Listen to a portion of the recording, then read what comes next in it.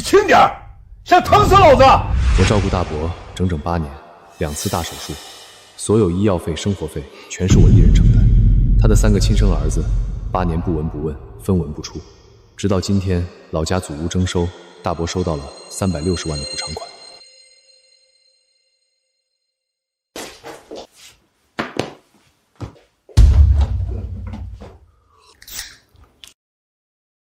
祖屋征收的360万已经全额到账了。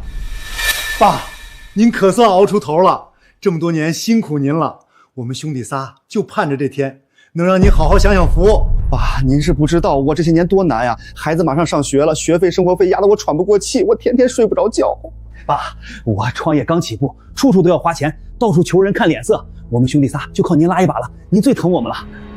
我心里有数，老大要还房贷，还要养我大孙子，给你120万。老二家娃马上上学了，学费、补习费都要花钱，给你120万。老三刚开公司，到处都要打点，正是缺钱的时候，给你120万。爸，您太公道了，您真是我们的好父亲。谢谢爸，这下我们终于能缓口气了。还是爸最疼我们，以后我们一定好好孝敬您。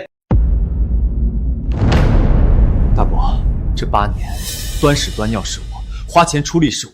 你3个儿子没管过你1天，现在360万下来，你连1分钱都没给我留。留？给你留什么？我爸的钱他爱怎么分怎么分，我们是亲儿子有继承权，你一个当侄子的也配跟我们抢？就是，养我爸是你自己愿意的，谁逼你了？现在看有钱了就想来分一杯羹，真不要脸。你1个月挣2万多，还差这几个钱？我们比你难100倍，这钱本来就是该给我们的。亲儿子，他当年重病要交几10万手术费的时候，你们在哪儿？他瘫在床上吃喝拉撒全要人伺候的时候，你们在哪儿？我32岁不敢谈恋爱，不敢结婚，不敢买房，8年工资全砸进去，问候我一句死活。沈子言，你怎么这么小心眼儿？你1个月挣2万多，也不差这点钱。你是我亲侄子，孝顺我伺候我本就是天经地义。他们是你堂哥，各有各的难处，你条件好，你就该多担待。一家人用得着这么斤斤计较吗？好，既然钱全给了他们，那养老的义务也该他们承担。你跟你的亲儿子走吧，以后你的生老病死与我无关。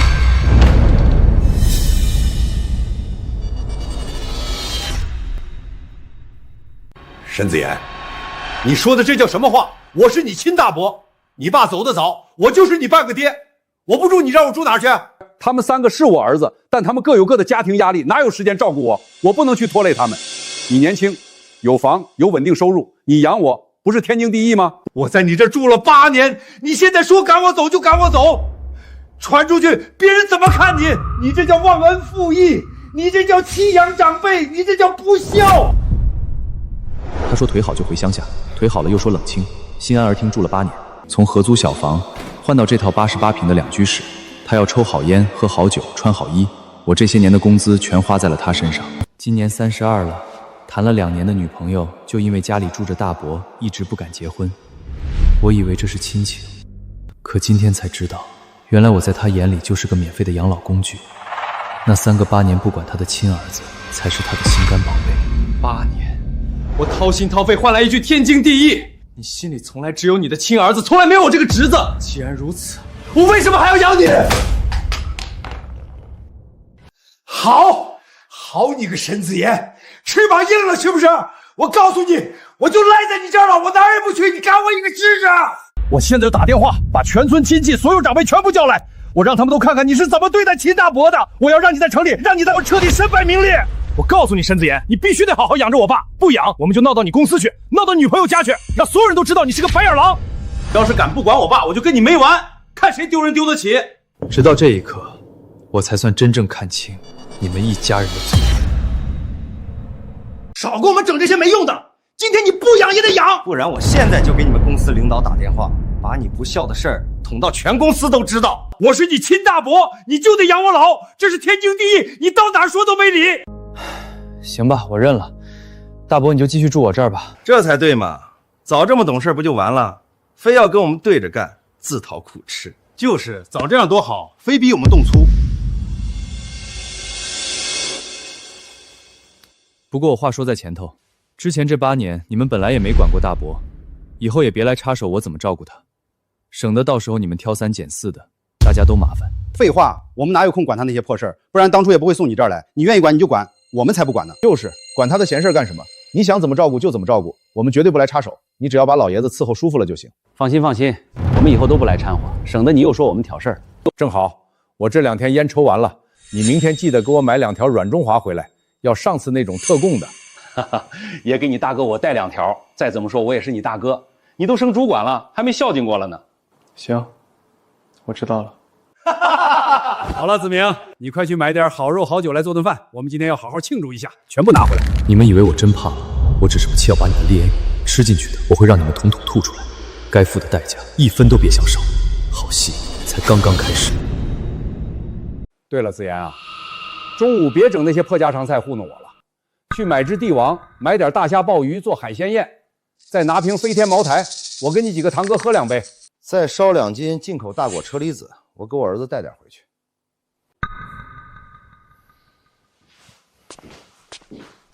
放心吧，这小兔崽子跟他爹一个德行，就是软柿子，咱们想怎么捏就怎么捏，跑不了。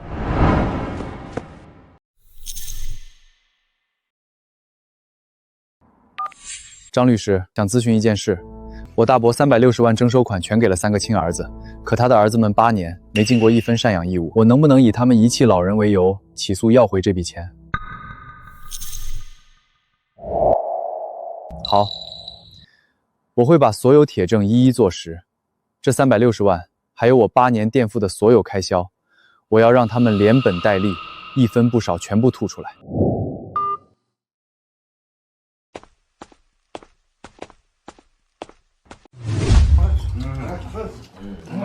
这蟹够肥，以后每周都给我买1次。还是子言懂事，以后哥缺钱了还找你要。大伯上周的复查结果出来了，肺癌复发扩散到腰椎，必须马上手术，可能要花100多万，术后大概率永久瘫痪，需要有人24小时贴身照顾。啥？100多万还要摊？你他妈是不是咒我？医生说的尽快手术，拖成晚期就治不了。我可以让大伯继续住我这儿，晚上我下班了照顾他，但这100多万我不会一个人扛，钱你们亲兄弟平摊。我白天要上班，赡养的责任轮不到我一个侄子全包，白天就你们3兄弟轮流照看吧。你说什么？你是不是疯了？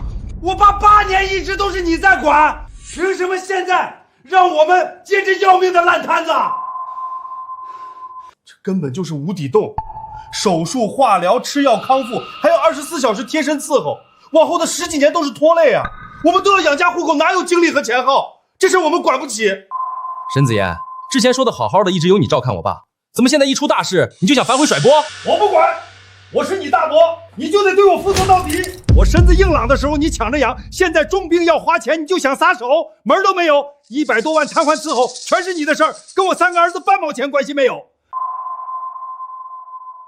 以前只是日常养老，我念及情分不计较，现在情况危急，你们3个亲儿子有法定赡养义务，征收款你们1分没少拿，享福的时候争先恐后，摊上重担就想全甩给我一个侄子，天底下没有这种道理。钱你们亲兄弟必须平摊，人你们必须轮流看护，我绝不会替你们扛一辈子的烂账。我1分钱都不会出，我要上班养家养孩子，哪有空天天守着一个摊子？谁愿意揽谁负责，我们3兄弟一概不管。我就赖死你身上，你管也得管，不管也得管。我仁至义尽，8年该尽的情分，我早就尽完了。你们执意推卸责任，我没必要再揽这摊子。我还要上班，没时间在这跟你们内耗，你们一家人自己商量清楚。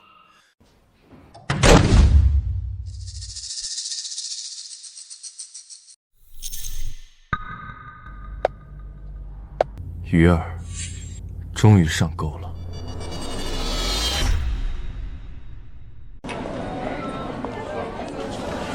所有人都看过来，好好看看沈子一这个忘恩负义、狼心狗肺的东西。老人重病缠身，即将瘫痪，他发达的当高管，居然狠心直接弃养，死活不肯负责。我爸这辈子从来没有管过我们3个亲儿子，一辈子所有积蓄心血全部砸在了沈子怡一个人身上，结果我爸现在得了癌症，需要人照顾，他直接把我爸赶出家门。我们三兄弟没本事，常年打零工糊口，日子过得捉襟见肘，上百万的手术食粮费、终身护理费，我们压根承担不起。我爸一辈子成全他，现在却被他这么对待。我以村老支书的身份作证，全村都看在眼里，确实倾尽所有扶持侄子，对亲儿子都没这么上心。倾尽心血养出来的孩子，出息了就抛弃伯父，简直是不仁不义不孝啊！我瞎了眼呐！我一辈子省吃俭用，掏心掏肺护着你，养着你，我不管亲生儿子，全程全你一个。现在我重病要瘫，命都快没了，你翻脸不认人，活活要逼死我啊！我的天，真的是白眼狼啊！老人一辈子为他，老了直接被扔了。亲儿子不管，全心疼侄子，最后落这下场，太让人寒心了。哼，发达了就忘本，这种人品根本不配当高管。你们沈子言，你家里的破事闹到公司来，现在全公司都在看笑话，严重影响公司声誉。我给你半天时间，要么把这事解决干净，要么立刻收拾东西滚蛋。沈子言，今天这100万治疗费，老人终生照料的责任，你必须全权承担。敢不负责，我们闹到你公司开除，闹到你身败名裂。我不管你们有什么恩怨，现在立刻给我解决了，不然影响公司风评，我不光开了你，还要让你在这行永远混不下去。真是不孝，老人养他8年，发达了就翻脸。看着平时挺稳重的，没想到人品这么差。领导都放狠话开除了，这下彻底凉凉了，纯属自作自受啊！怎么着，沈子明，哑巴了？我们三兄弟打零工糊口，根本扛不住100万医药费。我爸掏心掏肺养你8年，你现在高薪体面，出点钱养老，怎么就委屈你了？好，我答应就是了。以后大伯的所有治疗费用、终身赡养、贴身照顾，全部由我一个人承担，不用你们三兄弟管。真的？你说话算话，可不许回头耍赖甩锅。但空口无凭，我必须跟你们签赡养责任归属确认协议。你们3个自愿放弃沈国良所有赡养义务，从今往后大伯的一切开销、照料全由我沈子明一人负责，和你们三兄弟无关，杜绝你们日后反复反悔，再来公司闹事造谣毁我名声。签，现在就签，什么协议我们都签，只要你愿意照顾我爸，怎么配合我们都行。还有，为了彻底杜绝日后有人假造谣我弃养败坏我人品，我要回老家办一场见证会，邀请全村长辈、媒体记者到场公开见证。从此以后，我大伯的生老病死，由我沈子明一人承担。办，必须大办，越隆重越体面。公司领导也邀请来，让所有人都作证，看谁还敢乱嚼舌根说我家大侄子不孝顺。对对对，咱们热热闹闹办一场，以后我爸就拜托你了。解决了就好，念在你往日为公司出了这么多力的份上，就再给你一次机会，好好干。稳了，这冤大头彻底拿捏死了，以后100万医药费、瘫痪伺候全是他的，咱们彻底甩手清净。以后缺钱了，咱们随时来要，看他还敢硬气。你们自以为甩掉了烂摊子，殊不知，今天签下的每一个字，都是你们自掘坟墓的开始。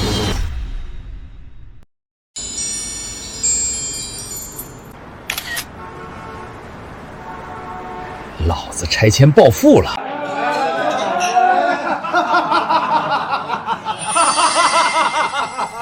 来，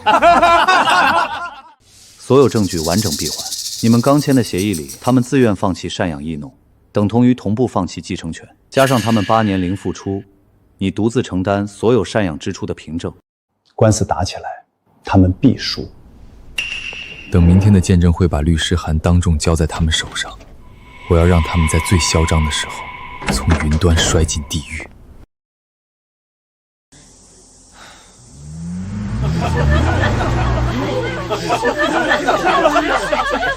军哥，你还记得我吗？我是沈子言的同学，比你们小2届。当然记得，你不就是子言的青梅竹马吗？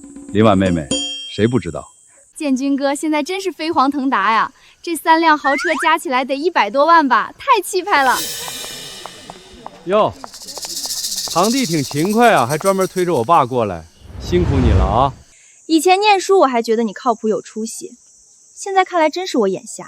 人家亲儿子拿拆迁款开豪车享福，你傻乎乎伺候别人爹8年，到头来啥也没捞着，真的太窝囊了。沈子言太窝囊，白白伺候他大伯8年，啥也捞不着。天生就是被人拿捏的软柿子，没出息。忙活8年，连个车轱辘都没混到，也不知道图啥，真是个冤大头。窝囊是随根儿，他那个早死的窝囊爹，当年就是被我爹踩在脚下的货，现在他也一样，天生就是给我们沈家当牛做马的命。你说什么？我说你爹代代都是窝囊废，天生就是给我们沈家当牛做马的命。我本念亲戚情分，还想给你们留最后一条活路。既然你们敢当众羞辱我亡父，从现在开始，半分情面我也不用留。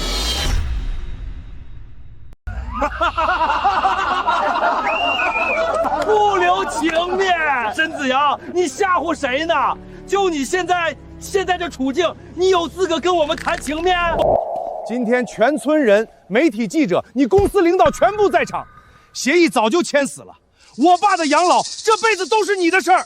我们3兄弟彻底甩手，你翻脸？你敢翻脸试试？只要你今天敢摆眼色，敢怠慢我爸一丝一毫，我们立刻全网曝光恶意造势，实名举报你不孝，让你直接丢工作，行业黑名单封杀，让你在这座城彻底混不下去。你再愤怒，再记恨，再不甘心又如何？工作、名声、前途全捏在我们手里，你这辈子就是被我们拿捏死的冤大头。窝囊，你和你爹一辈子都改不了这个贱命。放狠话谁不会？真有本事你别伺候人家老爹啊！说到底就是没本事，有本事怎么会8年白白当牛马？他爹窝囊一辈子，养出来的儿子也只能给别人低头受罪。人家亲儿子吃香喝辣，他替人扛灾背锅，天生就是贱命。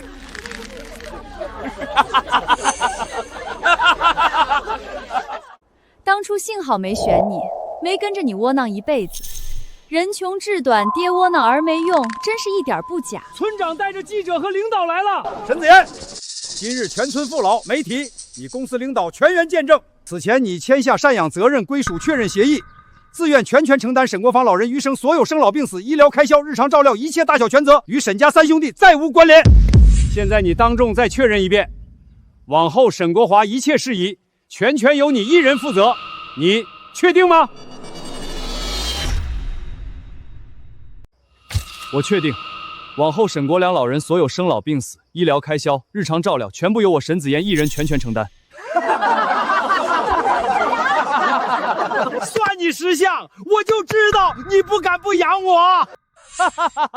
我就说再硬气有什么用，还不是乖乖认命，这辈子你就是我们家的免费保姆，拿捏你死死的。800遍狠话放了，最后还不是低头伺候我爹。窝囊废终究是窝囊废。真丢人！这傻子，这下彻底被套死了，一辈子得给人当牛做马喽。300万亲儿子分，苦罪冤大头扛，太讽刺了。他和他爹就是天生的劳罪贱命。今天请各位前来，除了见证赡养全责，我还有一件事需要诸位共同见证。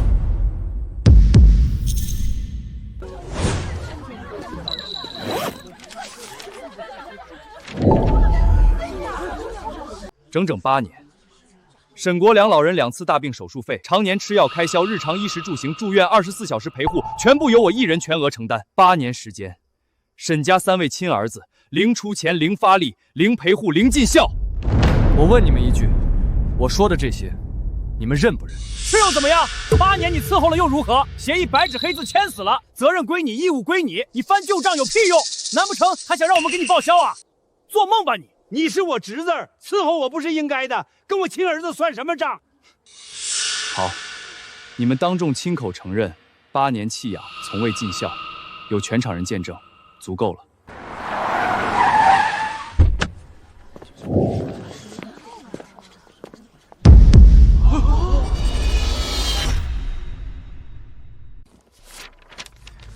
本人受沈子言先生全权委托，今日正式向沈建军、沈建明、沈建峰3人奏档起诉告知函。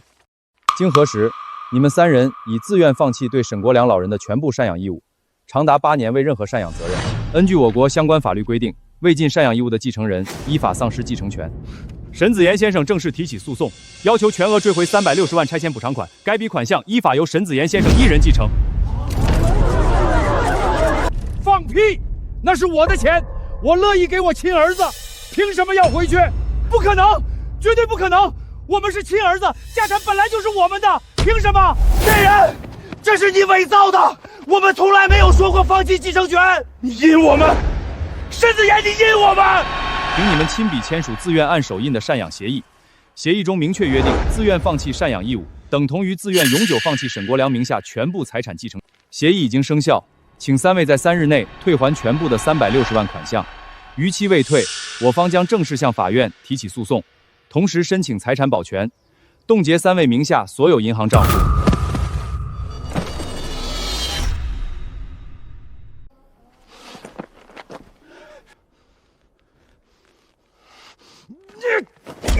放开我！老子今天打死这个王八蛋，敢印到老子头上！别拦我，都给我滚开！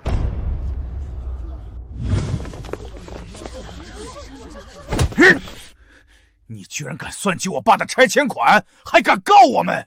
沈子言，你活腻了！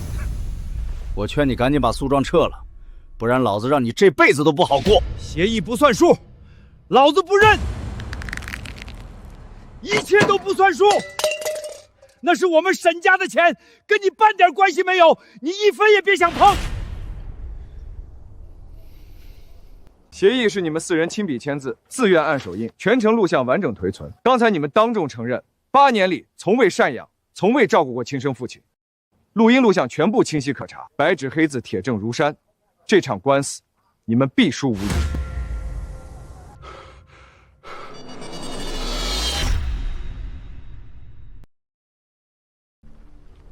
我警告你们，刚才推搡、言语恐吓、寻衅滋事已经涉嫌违法，再敢持续暴力闹事、扰乱现场秩序，我现在立刻报警，追究你们的刑事责任。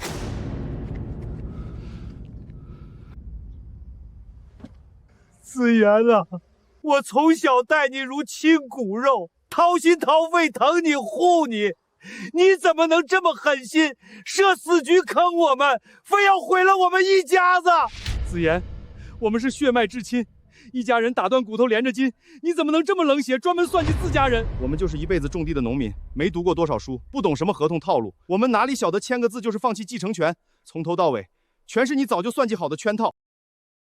我爸苦了大半辈子，就靠这点拆迁款养老养家。我们什么都不懂，本本分分做人，结果被你层层设套算计，掏空我们全家家底。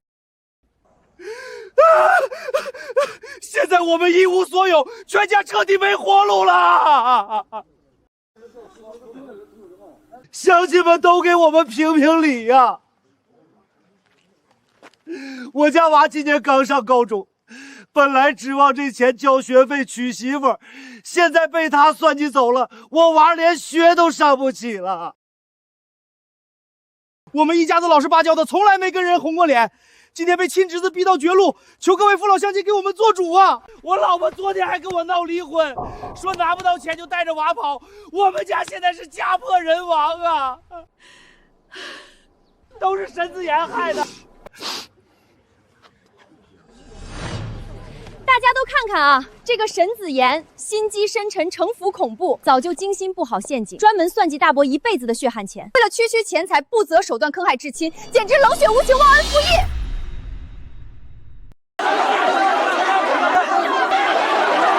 太过分了！哪有侄子这么坑亲大伯的？人家一辈子的养老钱你也抢，太不仁不义了！就是，沈家被你逼得家都快散了，你眼里到底还有没有亲情？看着人模人样的，心思怎么这么毒？专门算计自家长辈，良心都黑透了。我以前还觉得他有出息，托他给我家娃找工作，现在想想都嫌晦气。这种忘恩负义的东西，能是什么好处？就是为了钱，连亲情都不要，以后谁家闺女敢嫁给他，缺德带冒烟的。亏他还是个大学生，书都读到狗肚子里去了，连斗种地的都不如。白眼狼，抢钱的白眼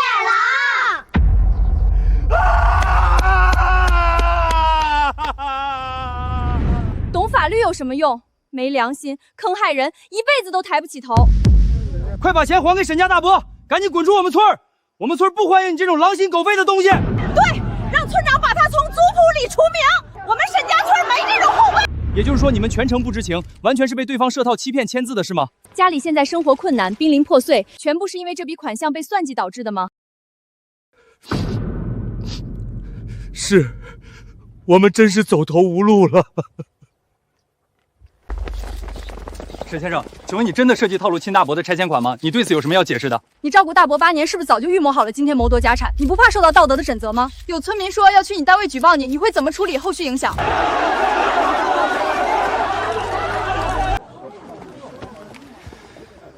你们演够了吗？你们说我设局，说我算计你们家产。这事儿闹的，说我逼得你们家破人亡，那今天我就当着全村，当着所有记者，好好跟大家算一算，这8年，我到底为这个家，为我这位大伯，付出了什么？8年前，大伯重病摔断腿，坐上轮椅，是你们3个亲儿子齐刷刷甩手走人，是你们亲口说没时间、没钱、不想管，最后是我一个侄子把断腿的大伯接进我自己家，一养就是整整8年。后来大伯得了癌症，前后3次大手术，病危通知书一张接一张。所有手术费、抢救费、住院费，全部是我一分一分攒的工资，掏空我所有积蓄垫付的。你们3个亲兄弟8年里没出过1分医药费，没签过1次病危字。大伯常年慢病，常年吃药，要抽好烟，要吃精细伙食。8年衣食住行、买药复诊、轮椅维修、贴身陪护，所有开销，全部是我一个人承担。我每个月工资到手，1分不剩，全部砸在大伯身上。我自己省吃俭用，不敢乱花1分，全部拿来填你们亲生父亲的养老窟窿。你们在家哭惨，说日子过不下去，可你们知不知道，为了照顾瘫痪大伯，我整整8年，夜夜守床，通宵陪护。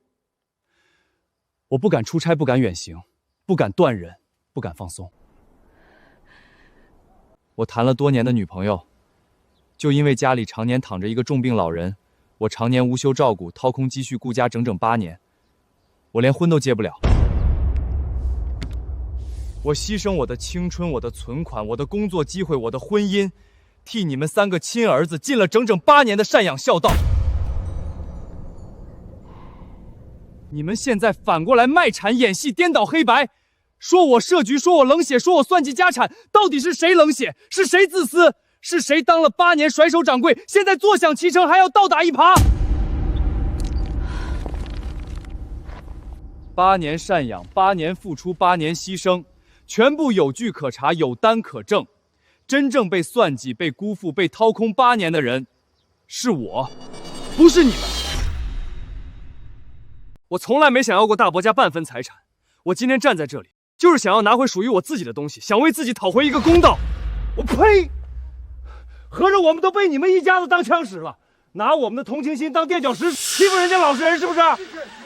原来8年赡养全都是侄子在扛，3个亲儿子8年不管不顾，太畜生了！对啊，利用我们全村人的同情心，颠倒黑白，冤枉好人，脸皮太厚了。刚才还哭得可怜巴巴，原来是一群白眼狼假可怜，害得我们错怪子言，差点毁了人家的名声。这一家人太恶毒了，真是缺德冒烟了！自己亲爹不养，人家帮你养了8年，你还反过来讹人家钱，还有脸在这卖惨，太恶心了！我活了几十年，从没见过你们这种不孝又虚伪的东西。老父瘫痪8年，你们甩手不管，人家侄子替你们尽孝8年，你们反倒演戏卖惨，利用全村同情抹黑恩人。我今天把话放这儿，即日起暂停你们家所有宅基地申请，再敢滋事，直接从沈氏族谱除名，永远不许踏进村门。大伙说，这种忘恩负义的货色，配留在咱们村吗？不配！让他们滚出去！滚出去！滚出去！滚出沈家村！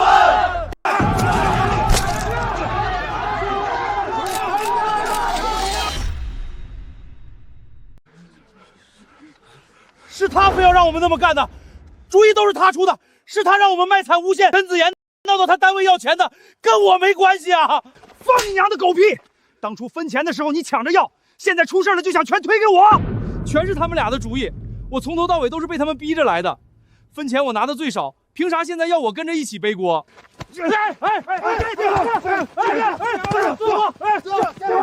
住手！你们3个孽障，丢人现眼！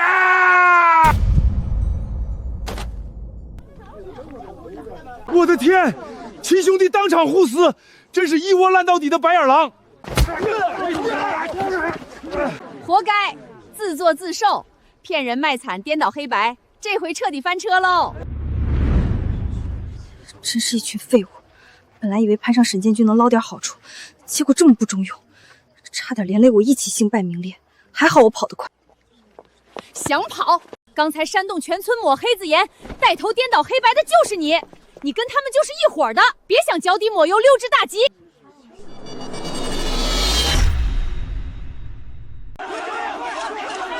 不是我没有，是我被误导了，跟我没关系，你们放开我！你们放开我！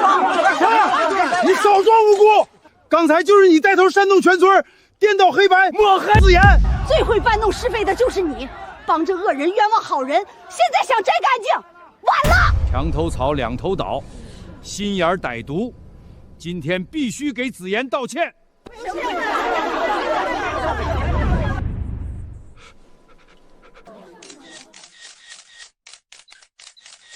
今天这场见证会，我本来是想给你们一家人最后的悔改机会。我念及血脉亲情，想着凡事留一线，日后好相见。可你们呢？不知感恩，颠倒黑白，恩将仇报，步步紧逼，利用全村善意践踏我的付出，用尽龌龊手段毁我名声，断我前程。既然你们半点亲情不念，半分情面不留，那我也无需再心慈手软。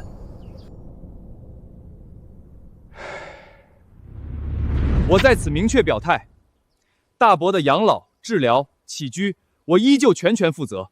我会聘请24小时专属护工，全程贴身照料，带大伯完成所有后续手术治疗。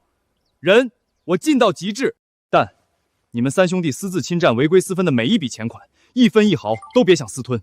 现在我立刻向法院提交申请，冻结你们名下所有资产，严查所有非法侵占款项，360万拆迁款全部依法重新清算，重新合法分配。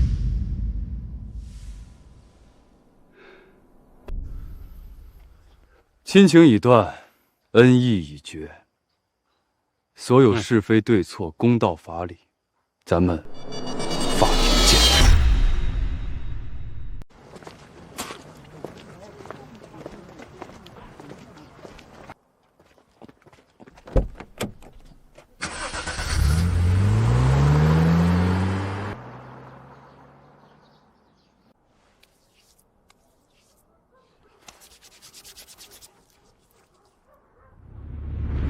完了！今天脸都丢到姥姥家了，全村人都指着我们的脊梁骨骂，以后还怎么出门？真要是开庭，我们铁定输啊，哥！钱早就花光了，买房买车还赌债，半毛钱都剩不下。真输了，不仅要把360万全吐出来，还要赔诉付费，搞不好还要留案底，我们这辈子就毁了呀！我不甘心，我们是老沈家亲儿子，房子拆迁款本来就该是我们的。他沈子妍一个外人，养我爹8年就想踩着我们把钱拿走，门儿都没有。这官司我绝不可能让他赢。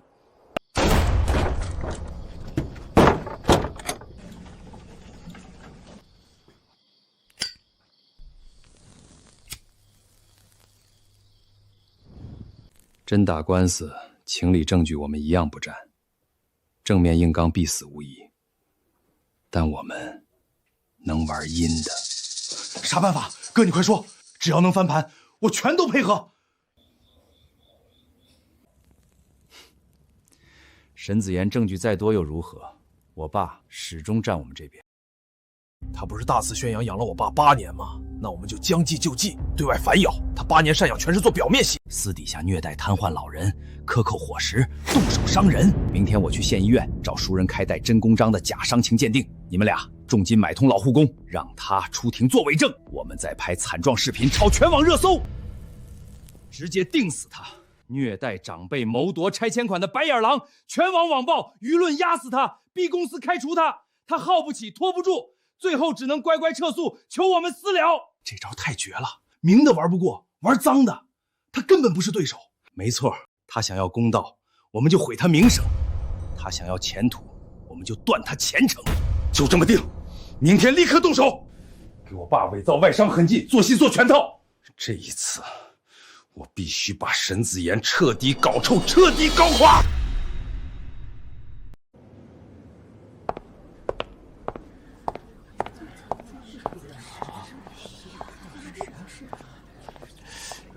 平时看着人斯文稳重，特别孝顺，没想到私底下竟然是这种人。网上视频都传开了，看着也太可怕了，真不敢相信是他做出来的事儿。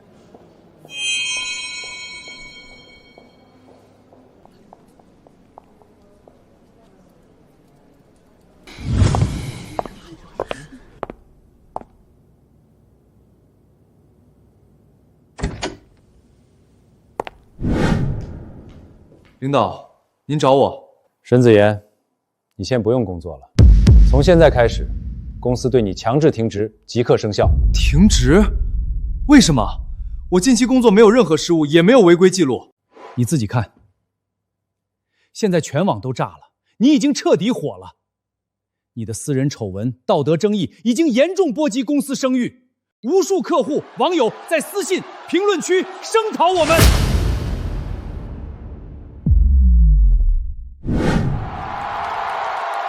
各位网友，各位好心人，我们开这场直播不为流量，不为热度，只为我苦命的老父亲讨一个天理公道。之前所有人都夸沈子莹智孝懂事，都说他比亲儿子靠谱。养了大伯8年，可所有人都不知道，这8年的孝顺全是演的，全是假的。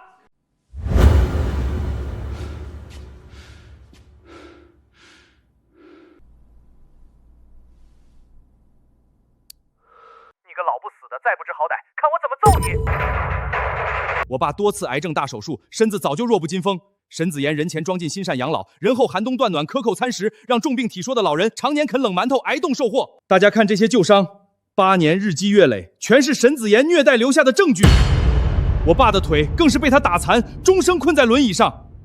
他体弱怕拖累我们，硬生生忍了8年，受尽苛待欺凌，始终不敢更生。我们也是直到今天才知道父亲受的所有委屈。他占我家房产，盯我家拆迁款，靠着我父亲刷进全网孝顺人设，博尽名声。转头就狠心虐待重病残障老人，8年假意赡养，实则谋财害心。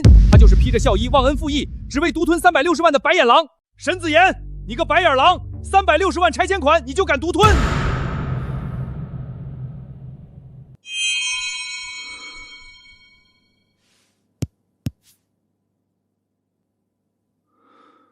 看到了，现在全网舆论彻底失控，已经对公司造成了严重影响。现正式通知你，即日起强制停职，无限期待岗自省。限你在官方规定时限内拿出完整有效证据自证清白，若逾期无法自证，即刻开除，永久拉入行业黑名单。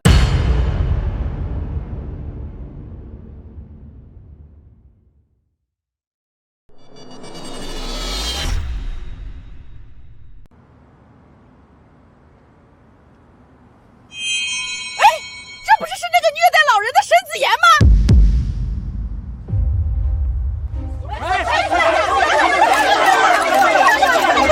大家快来看，这就是网上那个虐待瘫痪大伯8年，谋夺360万拆迁款的白眼狼，还敢大摇大摆回小区！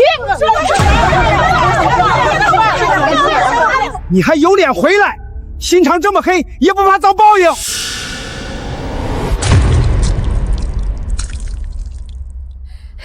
待老人的畜生，滚出我们小区！我们这里不欢迎你这种人渣！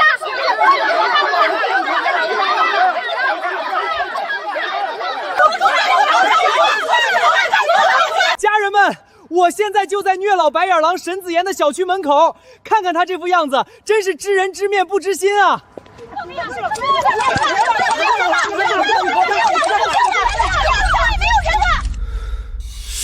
事情不是你们想的那样，法院会给公正判决的。还敢狡辩？网上证据都实锤了，法院肯定判你坐牢。你这种人就该千刀万剐！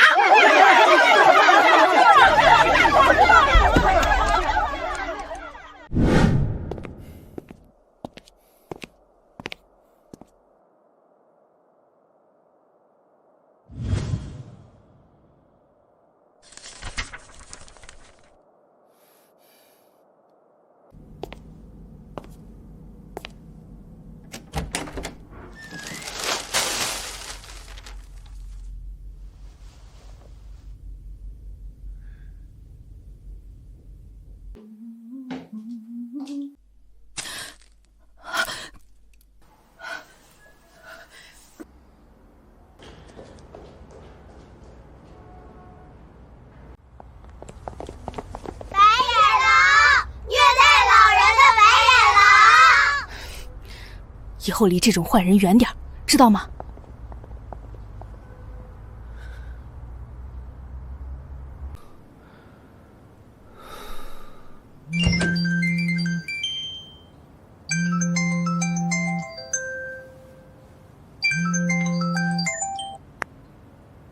子言，你快看法院公告！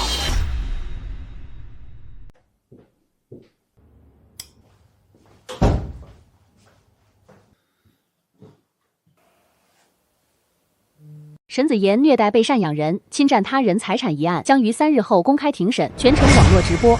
必须重判，这种人渣最少判10年，不听平民愤，支持直播，让国人万年都看看他这虐待老人的畜生是什么下场。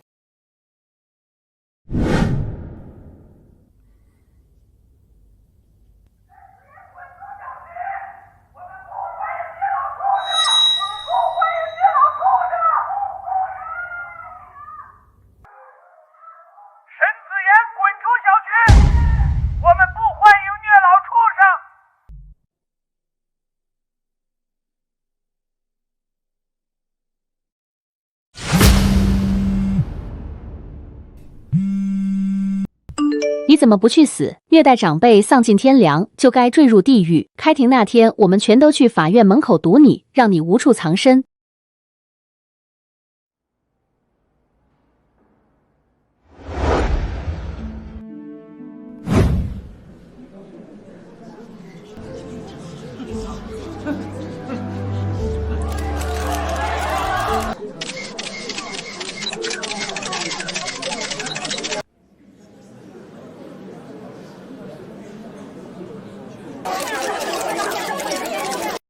法官大人，这8年，沈子言常年克扣我吃食，稍有不顺心就动手打骂。我这条腿也是他在照料期间故意推倒我摔断，害我终身残疾。他还把我锁阳台动我，摔我手机，日日苛待，我苦不敢言。传证人。我之前在他家做护工，亲眼看到他掐沈大爷的胳膊，骂老东西活这么久浪费钱。我看不下去才辞职的，我敢对天发誓，我说的都是实话。我承认伯父身上确有伤痕，但这些多是早年旧疾与自身磕疼造成，有伤不等于我施暴。你们要指控我虐待，就拿出能锁定我是施暴人的直接证据。不会有反转吧？这是具备法律效力的司法鉴定。报告明确认定，我父亲身上的挫伤色素沉淀与腿部残疾，全部形成于沈子言照料的8年里，完全符合长期虐待特征。再加上虐待录音、受害人陈述，人证物证铁证俱全。这份鉴定并未核实伤情真实声音，老人旧伤本就存在，你们只是强行嫁祸。沈子言，少在这嘴硬狡辩。我们证据齐全摆在台面上，你呢？除了张嘴否认，拿得出半点能反驳的东西吗？法庭靠的是真凭实据，不是你凭空瞎扯。拿不出证据，你说再多都是恶意抵赖。法庭肃静，被告方举证完毕。原告沈子言，针对被告提交的证据，你方是否还有新的证据提交？目前无新证据提交。经本庭审查，被告证据链完整有效，原告当庭未能提交相反证据佐证自身抗辩主张，举证不能，应承担不利法律后果。现在当庭宣判，原告人沈子言虐待被赡养人事实成立，侵占他人财产事实成立，判决如下：一、360万拆迁补偿款全部归原告沈国良所有。2、原告人沈子言承担本次庭审全部诉讼费用。3、针对虐待事实，择日宣判刑事处罚结果。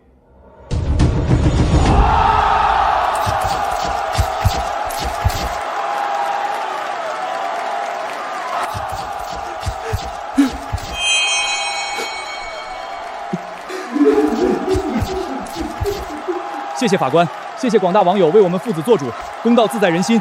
我们一定会好好照顾我爸，也希望某些人得到应有的惩罚，不要再危害社会。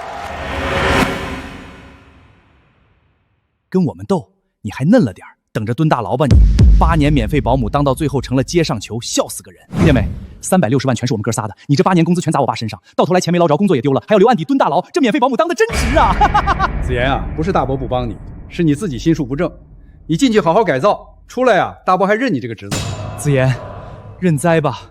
现在全民舆论都站他们那边，我们全输了，上诉大概率也是徒劳，只会再受一次辱。现在我们尽量争取谅解，还能少判几年，不然真的就毁了。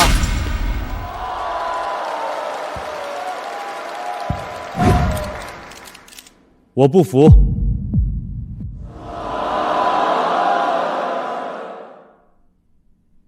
我没有虐待老人，也没有侵占沈家财产。一审判决被舆论裹挟，有失公正。我正式申请2审，我会拿出所有证据，自证清白，反击所有诬告。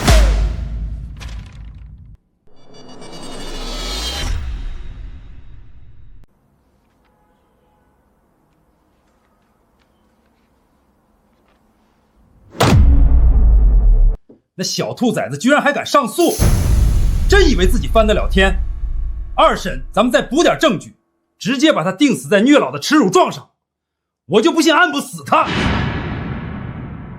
就是现在全网都站我们这边，他上诉就是找死，正好趁这波热度还没散，多开几场直播哭哭惨，既能让网友更恨他，还能捞不少打赏，一举两得。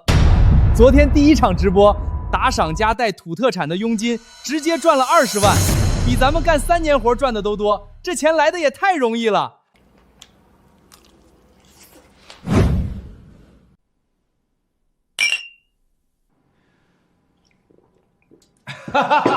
等2审彻底赢了，让他蹲个10年8年大牢，咱们拿着360万加直播赚的钱，直接换大房子，开新车，以后谁也不敢看不起咱们。家人们，这8年我们父子4个过得太苦了，要不是有广大网友给我们做主，我们真的不知道怎么办了。这是我们老家自己产的蜂蜜，大家要是支持我们的话，可以下一单，就当帮我们这些苦命人了。谢谢家人们。沈家父子维权成功的事迹感动了无数网友，目前已有多家企业向他们抛出橄榄枝，邀请担任公益大使，传递正能量。2审我们一定会继续追责，一定要让沈子燕得到应有的惩罚，给所有受虐老人讨一个公道。观众朋友们，沈家父子的维权行动引发了全网的高度关注，舆论一边倒的支持他们讨回公道。建军啊，你们可给咱们沈家村长脸了，以后有什么事尽管跟村里说，村里全力支持你们。沈家父子维权成功的事迹感动了无数网友，目前已有多家企业向他们抛出橄榄枝，邀请担任公益大使，传递正能量。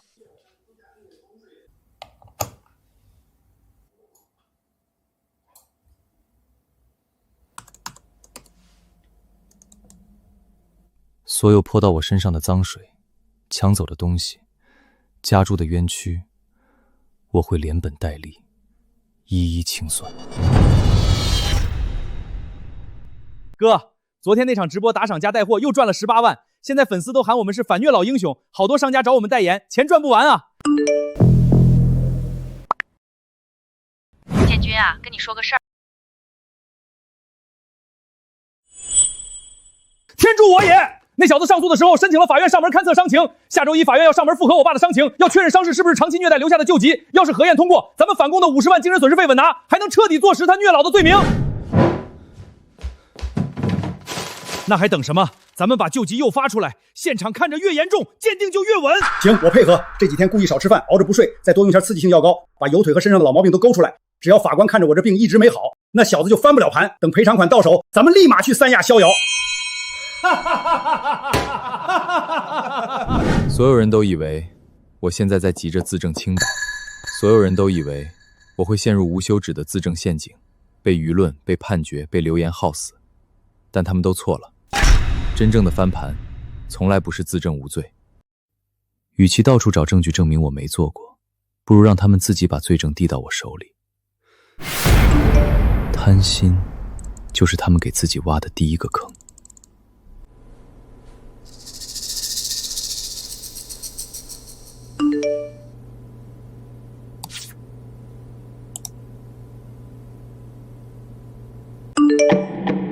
我们主动申请法院上门勘验，就是逼他们通过外部采购药物，刻意印发老人救急伪装病情。这些采购记录、出入记录，再结合后续法院上门时的勘验，足以印证他们为迎合虚假鉴定，蓄意伪造受害状态。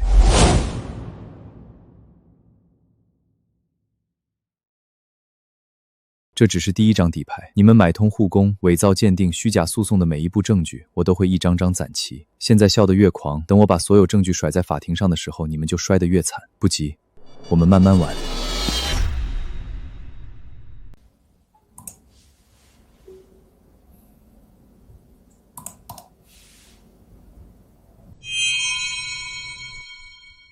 等下医生处理完这伤，咱们就拿去做鉴定，到时候改下鉴定时间，就说是沈子怡之前打的。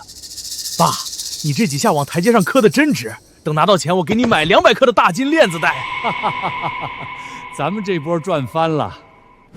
这是10天前的监控，诊所老板刷到沈家的直播认出来他们，主动把公共监控发过来的。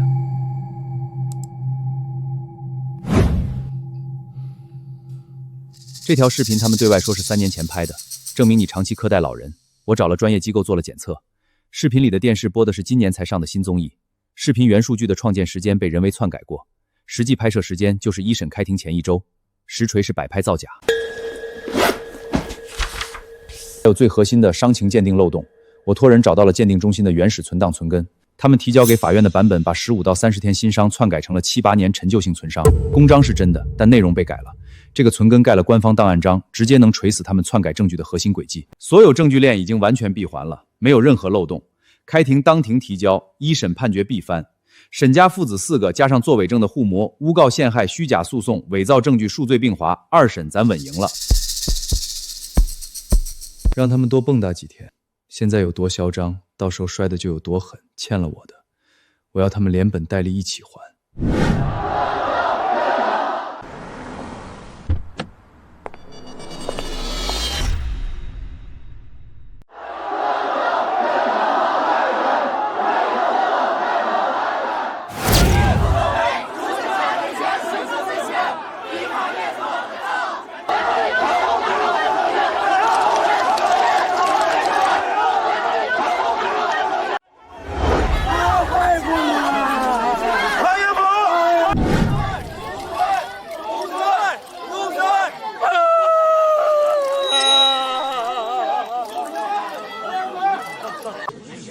各位网友，各位在场的老乡，今天就是2审开庭的日子。我们今天来这么多人，就是要让法院看看老百姓的态度。这种虐待老人8年的白眼狼，不判10年以上就是不公平。要是法院敢偏帮他，我们就天天来门口闹，闹到他被重判为止。我们就是要替天行道。所有支持我们正义维权的家人们，扫这个码捐款，1块2块都是心意。我们拿这些钱当反虐老公益基金，后续还会开直播给大家看明细。今天捐款的都能进我们的粉丝群，实时跟进判决结果。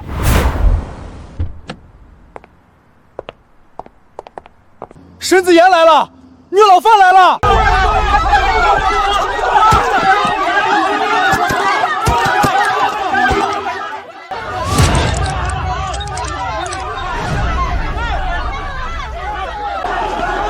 等下我们凑上去故意碰他，他敢躲就直接倒，拍下来当庭给法官看，就说他开庭前还报复我们殴打老人，直接让他败诉。让开让开，我要跟这个虐老犯讨个说法。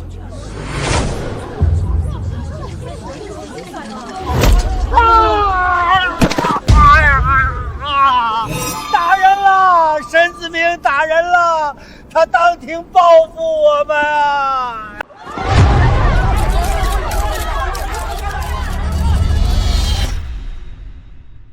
我的腿断了，骨头碎了，他报复我，他开庭前还敢动手打我这个老头子，8年打不够，今天还要当庭行凶，天理何在呀？大家都看见了，全网都录下来了，我们只是想来法院讨公道，他居然当众动手报复，开庭之前都敢暴力伤人，这8年虐待绝对千真万确，你好大的胆子！司法机关门口2审开庭当天，你公然动手殴打原告老人，你这是藐视法庭，你这是蓄意报复，你这是罪上加罪。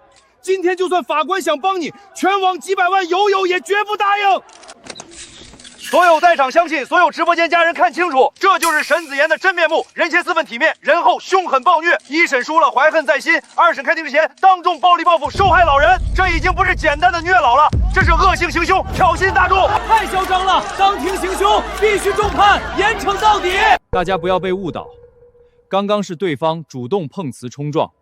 沈子言全程没有任何动手行为。还敢狡辩？视频都拍得清清楚楚，你们律师就是帮凶，帮着恶人洗白，欺负我们老百姓没背景。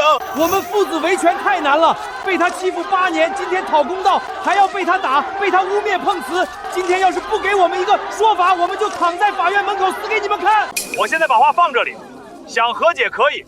第一，沈子言当众跪下给我爸道歉；第二，当庭承认8年虐老全部罪名；第三，额外赔偿我们100万人身伤害、精神损失，少1分钱，少1句道歉。今天绝不罢休。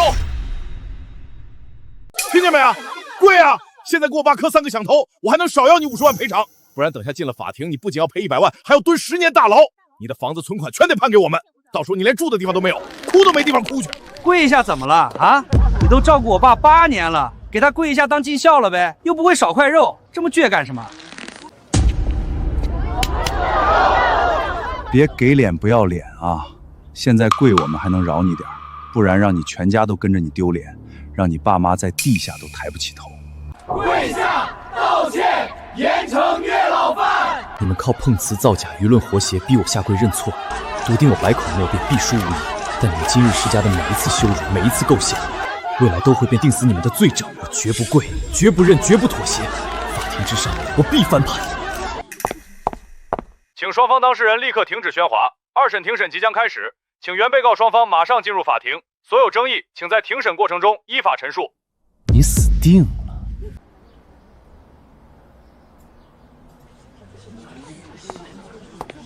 今天，我要让你们知道，颠倒黑白者，终要付出代价。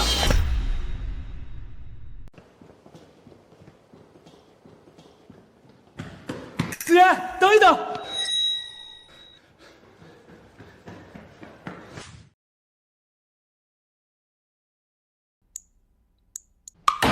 现在宣布2审庭正式开始。首先核对双方当事人身份信息，确认无误后，请问双方是否有新的证据需要当庭提交？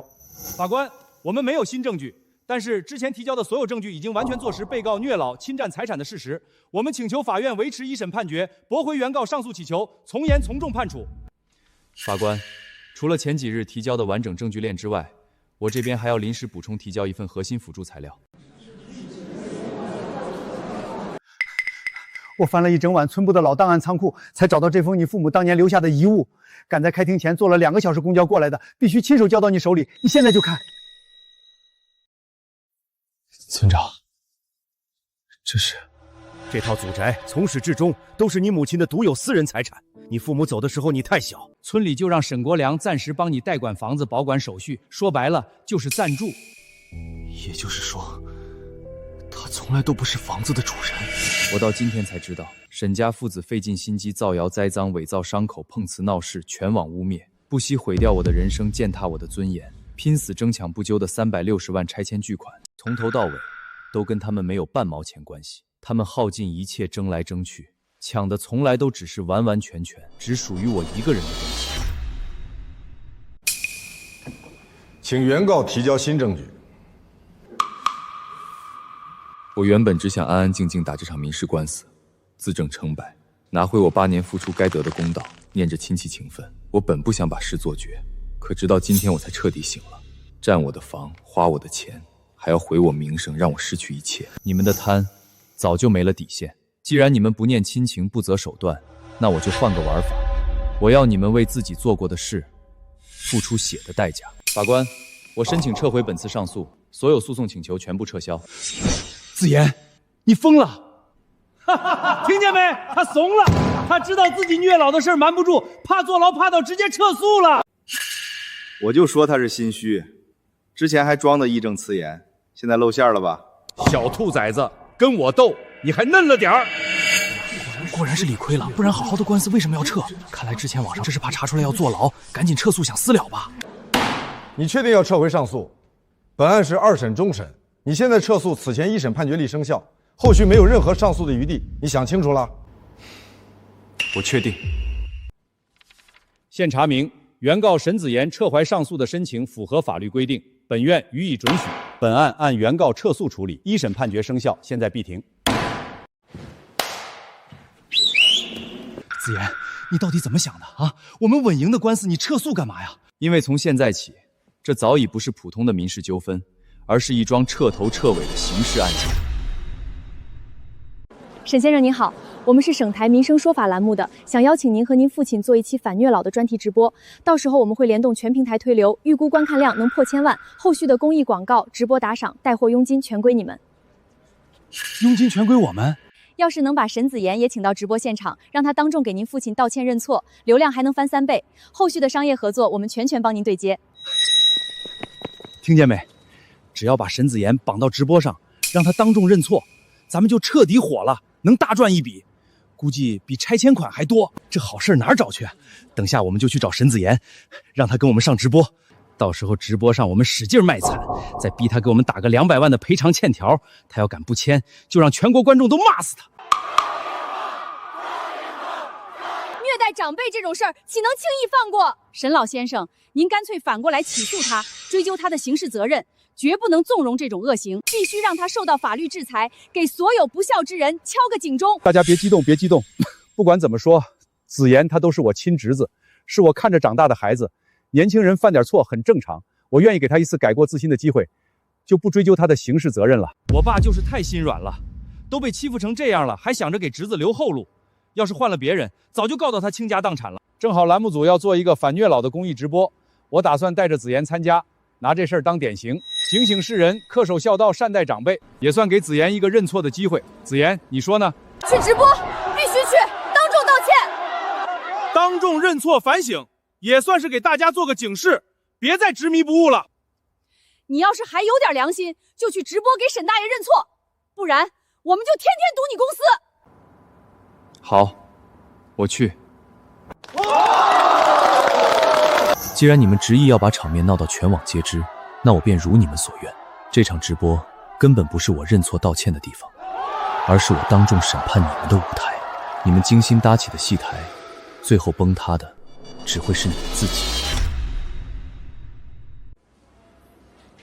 现在网上全是骂沈子妍的，观众情绪都被咱们挑起来了。等下直播就按之前练的来，爸你负责哭穷卖惨，我俩在旁边搭腔，顺理成章把200万欠条的事抛出来，一定要逼他签下来。不光这200万，今天直播火了，后续咱们开直播带货接商演，哭穷就能赚得盆满钵满，比那拆迁款还多。我刚查了后台，直播预约量早就爆了，全网都等着看沈子妍当众认错。那小子就是个软蛋，只能被我们拿捏。等拿到钱，老子先买个带花园的大房子，再也不用在这破出租屋闻油烟味儿了。爸您放心，今天过后咱们名利双收，好日子还在后头呢。子妍，全网同步直播，线上线下无数人盯着，场面一旦失控，很难收场。你真的确定要这么做？我早有打算。既然他们想靠舆论施压，那我便当着所有人的面，把全部真相公之于众。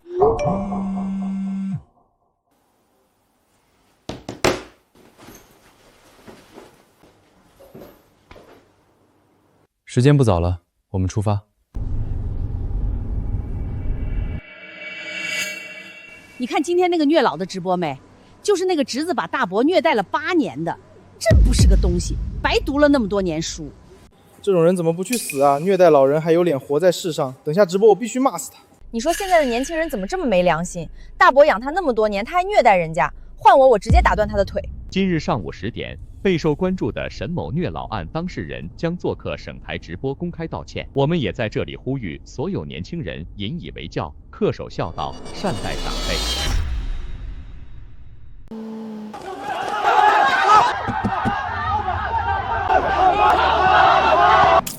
家人们，虐老犯已经到现场了，你们看他敢不敢出来？赶紧把必须道歉打在公屏上！滚出来，给沈大爷道歉！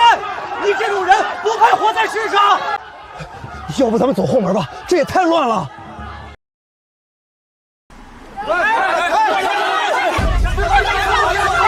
沈先生，网上说你8年不仅不给大伯生活费，还殴打他，是真的吗？你今天是来道歉的吗？你觉得你配得到沈大爷的原谅吗？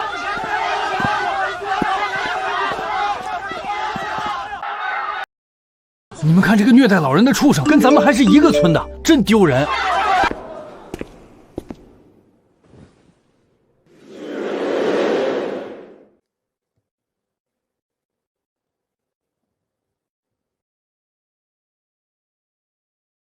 各部门准备，倒计时10秒。10、9、8、7、6、5、4、3、2、1。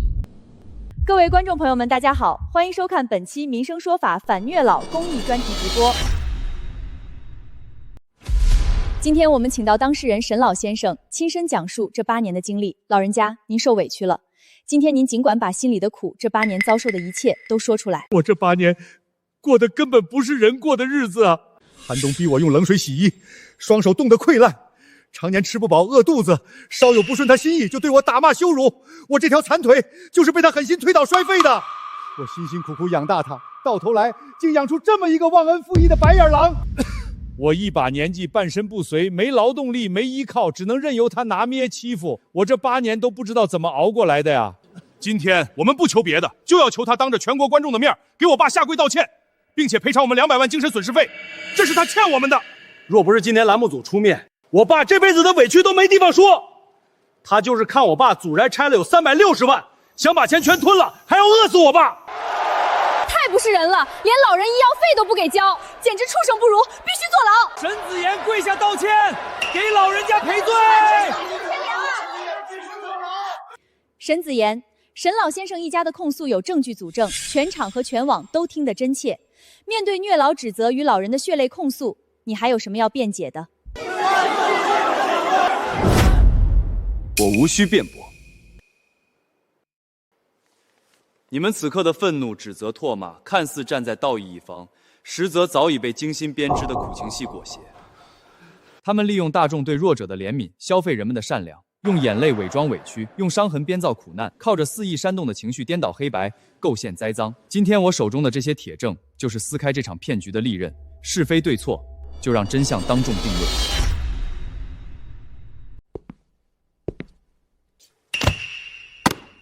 你们靠着卖惨博同情，造谣带节奏，篡改司法证据，骗了全网，赢了1审。今天，我会拿出证据，当众拆穿你们一家的完整造假骗局。即刻公开全部证据，全网实时直播见证。一审判我虐老的唯一依据就是这份伤情鉴定。你们对外谎称老人全身伤痕都是我8年照料期间长期虐待造成的陈旧伤。但官方原始存档白纸黑字写的明白，老人现存伤情分2部分，第一部分是15到30天内形成的新鲜外伤，第二部分是数十年的陈旧性老伤。几十年旧伤也是你虐待累积出来的，就是你造成的。你别急着栽赃，这些我全部核实取证存档了。老人身上几十年的陈旧伤，全是他年轻时候干农活、去工地打工、摔创劳累留下的终生旧疾。所有记录、村委证明、公有佐证、年代弹账齐全得很。这些伤，早在我赡养他的8年之前就已经全部存在了。而鉴定里写的15到30天的新伤，根本不是我造成的，是你们一家为了讹赔偿钉死我罪名，刻意人为磕碰、蓄意造出来的假伤情。等下处理完这些伤，把鉴定时间改了，全算成他以前虐待造成的。爸，你往台阶上磕的这些伤值了，赢了官司咱们就发财了。缺德，太缺德！你们用来控诉我常年冻饿苛待老人的苦情视频，经权威机构鉴定，拍摄时间被人为篡改。所谓3年前的实拍，就是开庭前1周刻意摆拍的，从头到尾都是你们精心编的网暴剧本。我靠！我之前居然骂错人了，沈家太黑心了！证据是不是也造假了？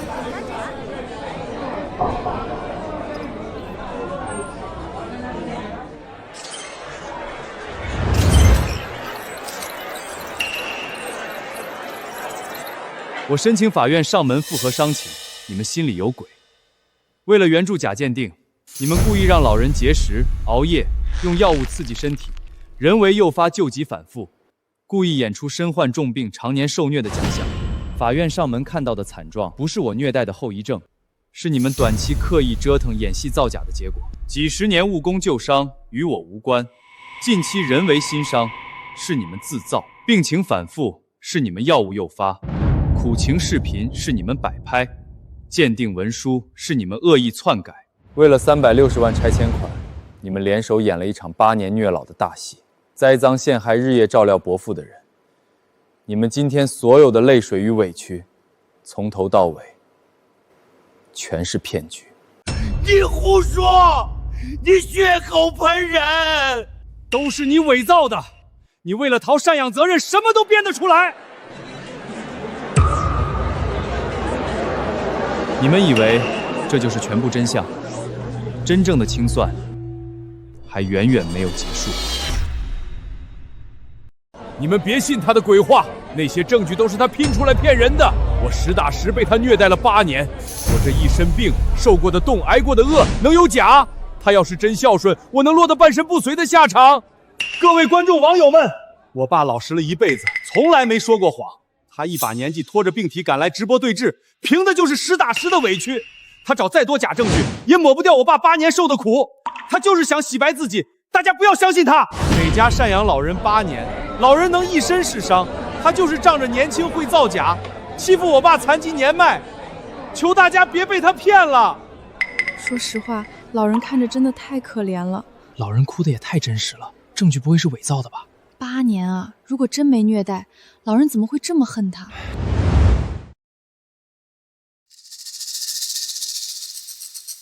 沈子言，你是否还有其他证据回应现场与全网的所有质疑？你们一直说是我亲手推了伯父，导致他断腿瘫痪。今天我就当众撕碎你们满嘴的谎言。沈国良这条残腿根本不是被我推倒摔伤，8年前他工地高空坠落，重伤之残，有完整工伤称定书、手术存档为证。当年10万工伤赔偿款被你们3兄弟私分掏空，你们拿完钱转头甩手不管，把重伤卧床的亲生父亲丢在医院无人问津。是我这个侄子垫付全部医药费，签下手术同意书，把他从鬼门关拉了回来。这是872份，沈国良整整8年购药、复诊、康复理疗的单据，所有款项全部是我自费承担，一天没有断过。试问天底下哪一个施虐的人会心甘情愿自掏腰包，8年如10日，给他养伤治病、贴身照料？这是8年冬季棉衣被褥、全套取暖设备、全屋防滑扶手、卫生间无障碍的改造记录。我花重金改造全屋设施，严防他摔伤受冻。如果我真的存心动他、虐他、折磨他，我何苦费尽心思护他周全，为他兜底？这是社区街道8年逐月审查的官方存档，月月上门，次次核验，每一笔评语都是赡养尽责、照料周到，老人起居安稳。官方8年连续拜书全程见证。你们几句卖惨眼泪，几场刻意表演，也配抹杀我实打实的8年坚守？证据也太全了，官方记录根本做不了假。我刚才还信了沈家的话，真是被卖惨骗了。是啊，真要是虐待老人，社区早就介入了啊。你们只会对着镜头哭诉8年委屈，表演受尽苦楚，而我是咬牙扛下8年责任，默默兜底8年。你们博取的每一分全网同情，收掘的每一丝舆论善意，全是踩着我8年的隐忍付出，颠倒黑白骗来的。这些都是你做的表面功夫，背地里你就是故意折磨我。表面功夫可以装1天，可以演1月，可以伪善1年，但装不了整整8年，骗不过日复一日的800多个日夜。你可以颠倒黑白，忘恩负义，但这层层叠叠、真实可查的8年记录，绝不会陪你们演戏。今天，我放出最后的监控，这是我这8年被逼到一次次绝境，咬牙死扛的全部真相。你轻点儿，想疼死老子！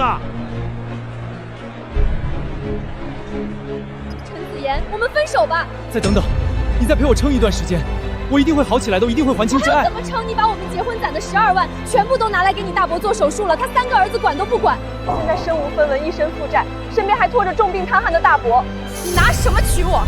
我们以后怎么过日子？分手！李大伯的手术费还欠8万，要尽快交上，不然后续的治疗和康复没法开展。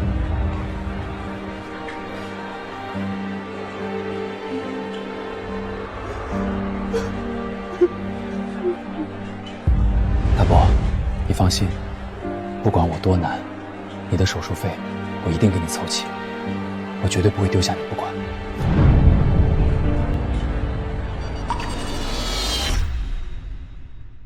住院全程，他3个儿子只来分走10万赔偿款，此后再无露面，所有费用、日夜陪护、端屎端尿，全是沈子妍硬扛。我亲眼看着他挨骂受辱，被恋人抛弃，凑钱凑到崩溃痛哭，却从没丢下老人半步。我从业20多年，从没见过如此凉薄的亲情。亲儿子卷钱弃父，外姓侄子赌上全部人生尽孝。老人动辄打骂踹踢，他受尽委屈，转头依旧尽心照料。这份担当，亲生子女都望尘莫及。我全程见证。沈家3子零付出、零担当、零孝心，所有苦难与压力全由沈子妍一人承担。他对得起沈家上下所有人，唯独亏欠了他自己。沈子妍，对不起，我们错了。我们被沈家的眼泪蒙住了眼睛，跟着舆论一起指责你、怀疑你。我们肆意用恶意揣测一个拼命尽孝的人，我们的盲目跟风，把你推向了深渊。今天看完这些，我恨不得找个地缝钻进去。我们欠你一句最真诚的道歉。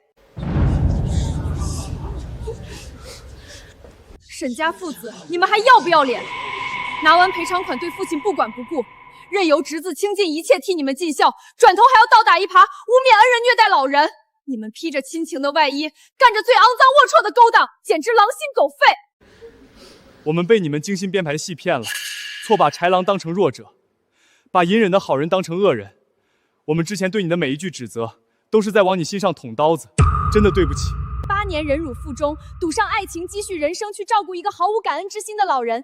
你们3个亲生儿子躲在背后坐享其成，最后要抢拆迁款毁掉他的人生。像你们这样忘恩负义的东西，根本不配为人子女，不配活在世上。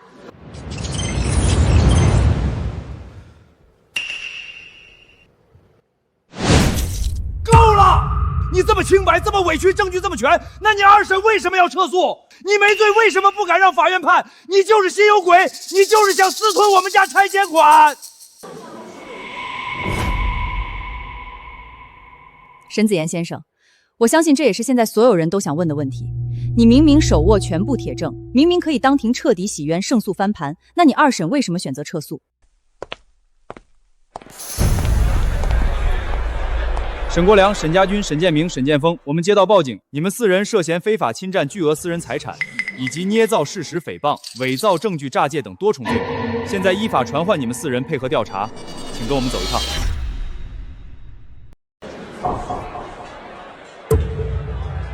不是虐老诬陷的案子吗？怎么突然扯出侵占巨额财产？你们所有人都问，为什么一场看似普通的赡养纠纷、虐老诬陷案，最后会直接扯出巨额财产侵占、刑事诬告、陷害2项重罪？他们一家人不惜全员演戏，煽动全网网暴，拼尽全力毁掉我的人生。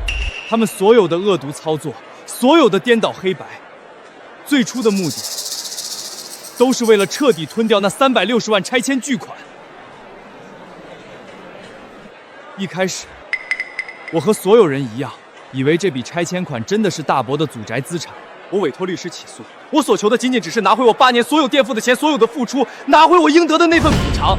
可2审前我才知道，这360万拆迁款从头到尾根本1分1毫都不属于沈家父子。什么？不是沈家的？那这笔巨款到底是谁的？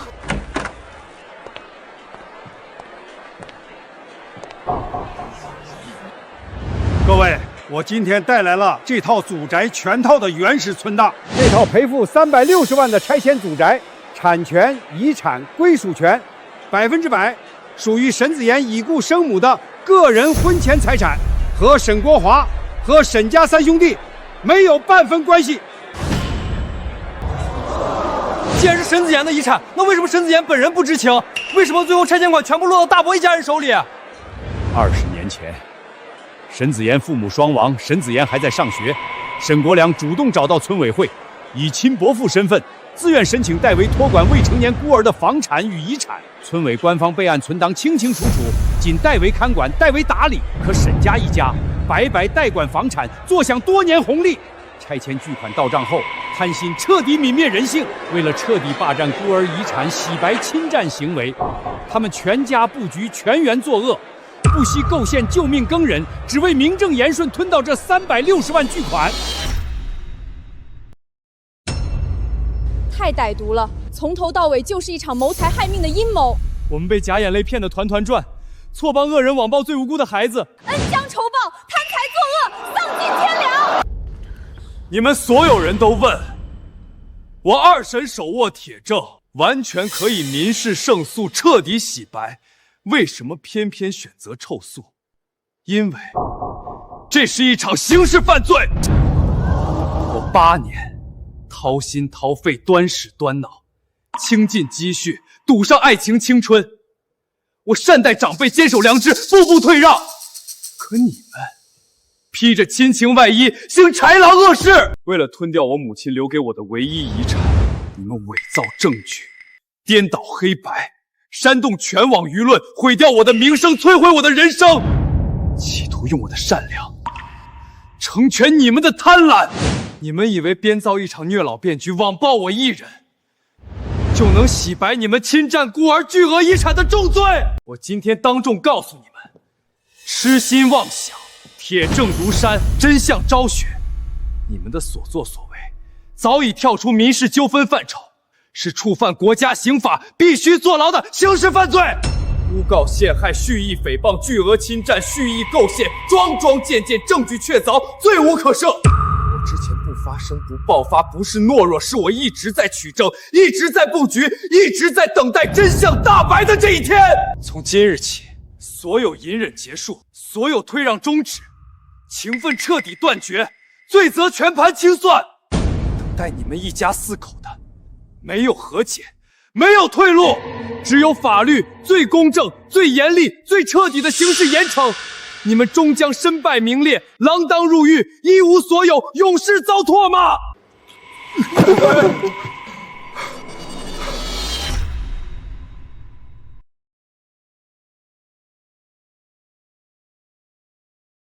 我们都错了，我们所有人都被舆论裹挟，被假象蒙蔽。我们只听了一面之词，就肆意用恶意、用谩骂、用网暴去伤害一个默默尽孝、最无辜、最善良的人。如果今天真相不被揭开，如果今天没人替你洗白，我们这一辈子都会活在错误的偏见里，是我们的盲目跟风，差点彻底毁掉你的人生。如果善良换来的都是无温饱，都是倾家荡产，那以后这世上还有谁敢选择善良？对不起，沈子莹，我们代表所有曾经误解你、伤害你的人，跟你郑重道歉。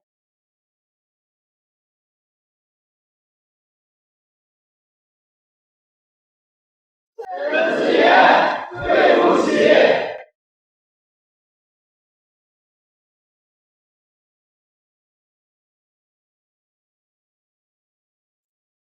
真正有罪的是他们！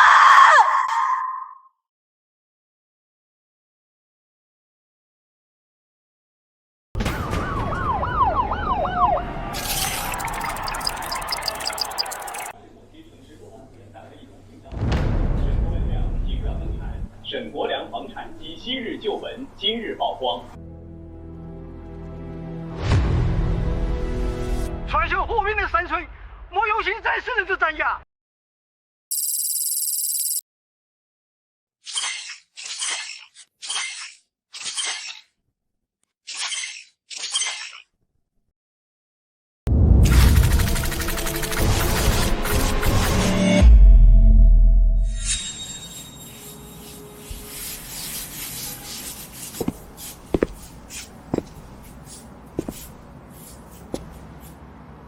子言，对不起，之前是我们糊涂，是我们蠢，我们听信沈家一面之词，跟风议论你，诋毁你，用最难听的话冤枉你，以为你良心歹毒，是我们对不起你，让你在这个小区白白受了这么久的冷眼和委屈。之前网上那些辱骂你的私信，小区群里的恶语，很多都是我们一时糊涂跟风发的，我们已经全部删除，在群里发了澄清公告，今天当着所有人的面跟你诚恳道歉，委屈你了，孩子。没关系，都过去了。沈子言同志，之前公司听信网络谣言，受舆论管挟，对你产生误解，对你降职冷待，刻意打压，是公司的失职。如今真相全网大白，你是被冤枉、被网暴、被恶意构陷的好人。公司经过郑重研究，即刻恢复你所有职位、薪资待遇，破格升任你为技术部主管，薪资翻倍。之前欠你的工资和奖金我们也核算好了，下周就能打到你卡上。我代表公司向你郑重道歉。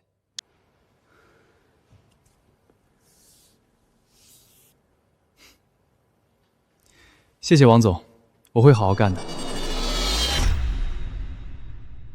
沈子言，最新进展，警方已经对沈家4口正式立案侦查完毕，前期留序，现已依法冻结沈家名下所有房产、豪车、存款、拆迁款全部资产，所有非法侵占、转移、拆分的财产全部被司法查封保全。360万拆迁款，法律层面可以全额追回，归还给你本人。所有被他们恶意侵占、挥化、分羹的你的个人资产，我们会逐项追诉，全额追偿。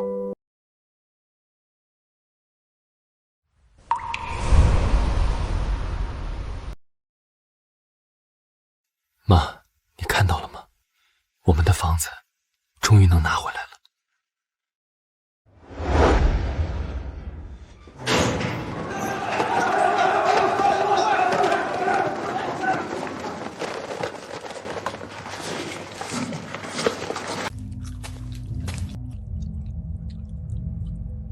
老东西，你也配吃饭？占孤儿的遗产，构陷救命恩人，你这种缺德的，在我们这儿就是最下贱的，滚一边去！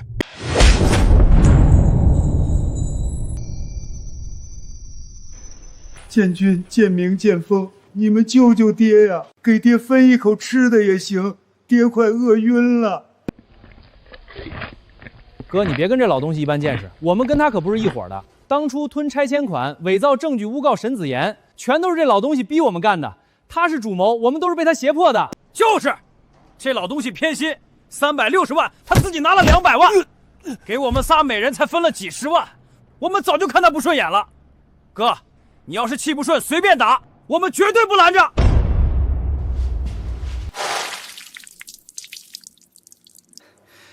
老不死的，要不是你贪心不足，非要把沈子言往死里逼，我们能落到坐牢的地步？你就是个害人精，活该被打！我养出你们3个白眼狼，我为了你们贪心敛财，为了你们害人构陷，我亲手辜负了真心待我8年、尽心伺候我的沈子言，我这辈子真是蠢到家了。你还有脸说？要不是你非要赶尽杀绝，我们能丢工作，能离婚，能坐牢，你自己找死，别拉着我们垫背。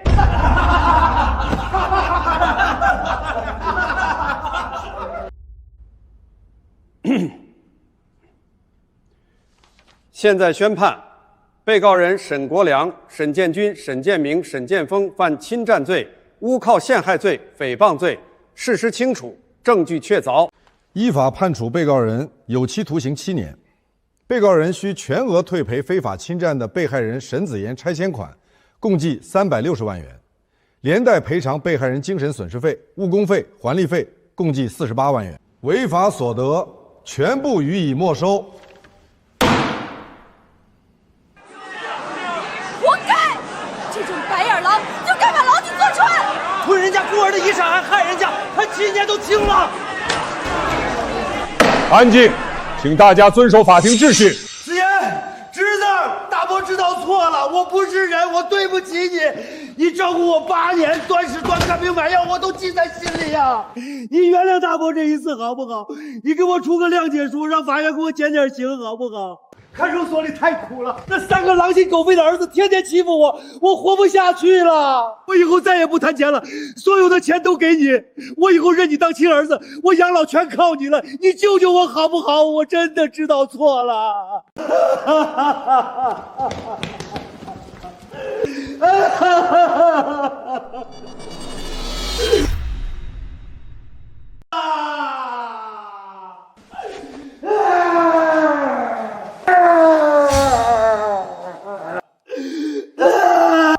你不是知道错了，你只是走投无路了。你疼了一辈子的3个儿子，现在反过来欺负你，你没地方去了，才想起我这个傻子的好。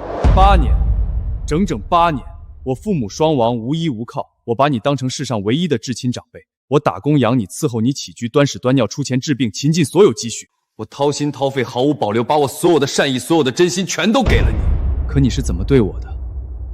你贪掉我母亲留给我的唯一遗产，你亲手编造虐老谎言，你纵容儿子全网网暴我，毁掉我的事业，毁掉我的名声，毁掉我的人生。你从来没有过半分愧疚，你吃香喝辣，拿着我的钱享福的时候，你没想过我半点好。你众叛亲离、身陷绝境的时候，才想起我是唯一一个真心待你的人。我那时候是鬼迷心窍了，子言，你就原谅我这一次，最后一次。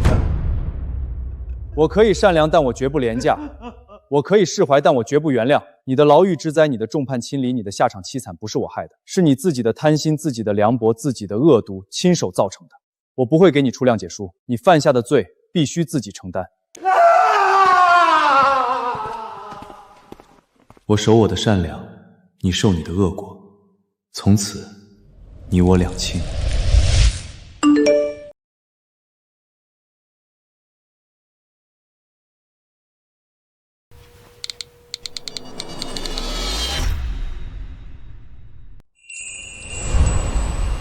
小沈啊，你每个周末都来陪我们这些老太婆，真是个好孩子，以后肯定有好报。奶奶，您快别夸我了，我就是周末没事儿过来陪您说说话。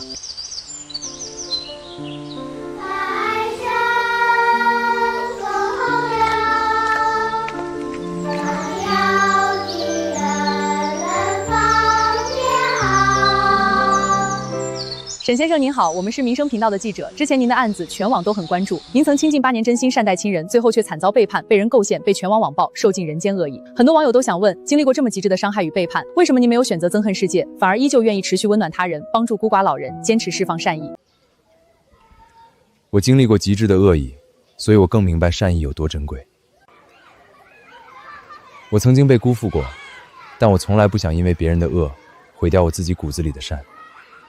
我坚持行善，不是为了回报任何人，只是为了告诉我自己，告诉所有看过我故事的人，善良从不是任人拿捏的软弱，而是历经世事沧桑，看透人性惩恶之后，依旧选择向阳而生的最高贵的风骨。我不能因为遇到了几个坏人，就否定所有的善意。看过人性至暗，但我依旧会向阳而行。哥哥，给你。老师说你是超级大好人。